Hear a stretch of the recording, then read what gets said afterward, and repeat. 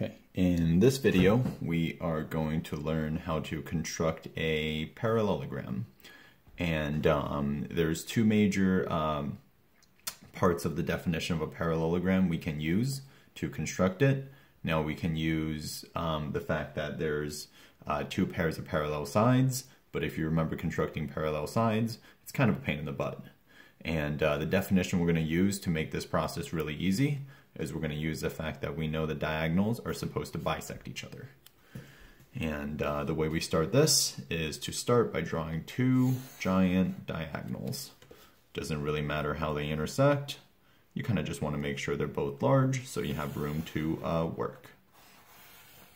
And what we know is that these two diagonals are supposed to bisect each other so that this half is congruent to this half and this half is congruent to this half.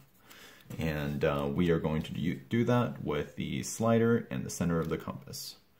So I'm going to start by putting the center of my compass in the center of these two diagonals here. And the intersection of these two diagonals, excuse me. I'll set it to any measure. Create one arc with one part of the segment. And now I'm going to bring that around. Notice that I'm going to skip the adjacent segment there and go to the other end and mark the exact same measure on the other side of that arc.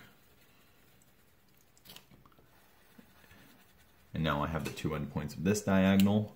And just to really stress my point here, I'm going to exaggerate the length of the other diagonal by making it significantly longer.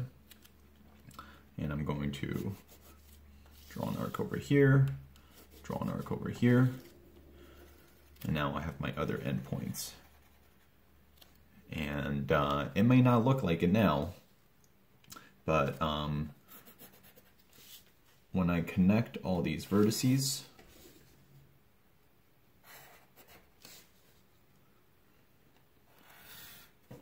I have a perfectly legitimately looking parallelogram.